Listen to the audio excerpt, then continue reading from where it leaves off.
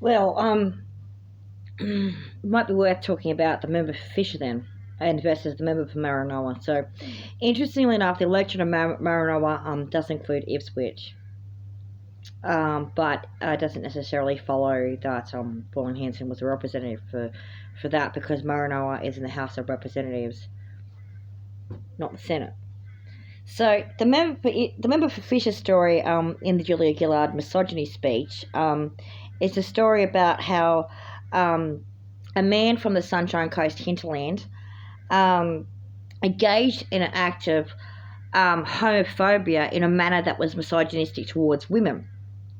Specifically, Peter Slipper was sending dirty text messages to James Ashby about picking on James Ashby being a gay person and saying that, oh, what, don't you prefer a tin of clams or something like that? Why don't you want to eat some clams?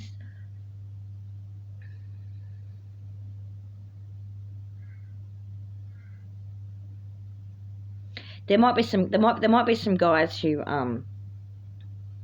don't want to hear that. It's true, there's guys that don't want to hear that.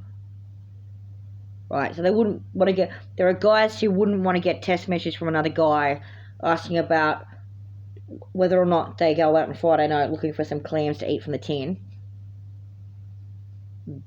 Definitely.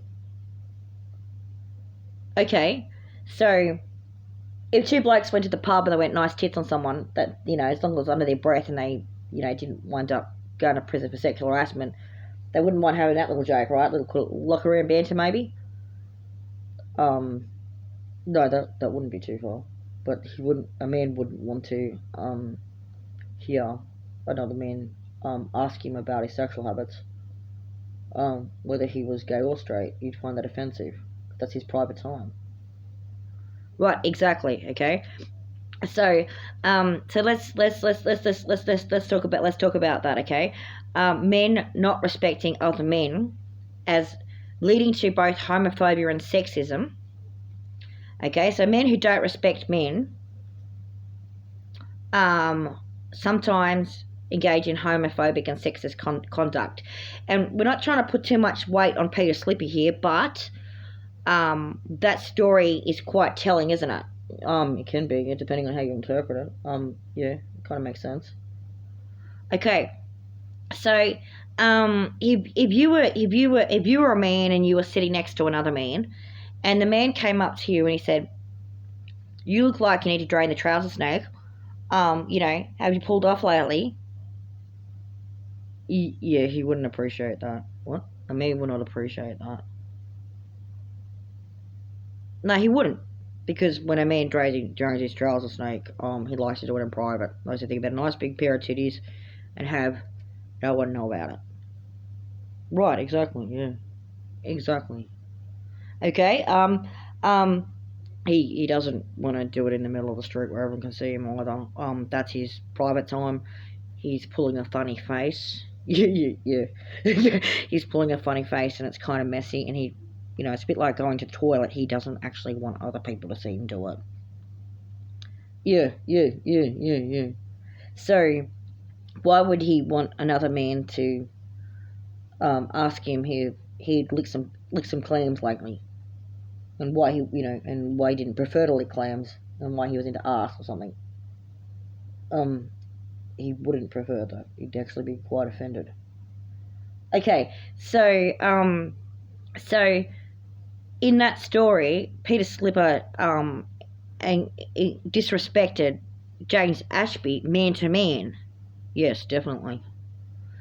Okay, and James Ashby was also disrespected as a gay man as well, wasn't he? Because he had no interest in clams. That's correct.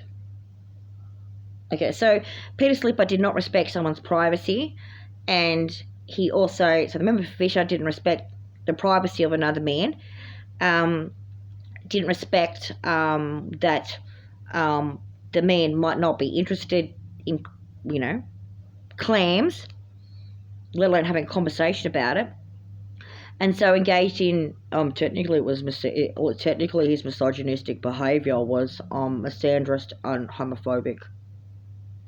Right, so Why then did it turn into a misogyny speech? Because that's a really gross way to refer to a woman's body parts. Like, it's really objectifying, you know. Yeah, it is. It's gross. Okay, and, like, to be fair, like, they're not actually food, you know, like, women's body parts are like men's body parts. In the nether regions, they're for excretion. More or less, yeah. Okay, okay, so Peter Slipper didn't respect a man, so he did misandry, did he? And he did homophobia. Yeah. In a way that was misogynistic. So, by Tony Abbott alleging Julia Gillard of being a sexist because she wanted due process to occur for Mr. Slipper, after a long line of her experiencing misogynistic attacks, such as being threatened to be burned at the stake, she's reacted by not wanting to be called a misogynist and throwing it right back in your face. Well, actually, Tony Abbott, you're a misogynist, you can shut your mouth, type of thing. And so in that, we've forgotten that misogyny in that story came from misandry and homophobia. Right. Men not respecting each other's boundaries and over-sexualizing each other. Right. So the man, that man wasn't just over-sexual, you know, disrespecting a woman's parts. He was over-sexualizing another man. Yes, definitely. Okay. And, of course, we're still in a professional context. It wasn't, you know, locker room talk, because it wasn't a locker room, correct? Okay, then. So the member for Fisher was both a misandrist and a misogynist and a homophobe. And what's the main message there? He didn't respect boundaries. A lack of respect for boundaries. So the member for Fisher didn't respect boundaries. It starts with a man not respecting boundaries. Because he didn't respect anyone in that story. He didn't like men, he didn't like women, and he didn't like gays. So the lesson to be learnt from that is men who don't respect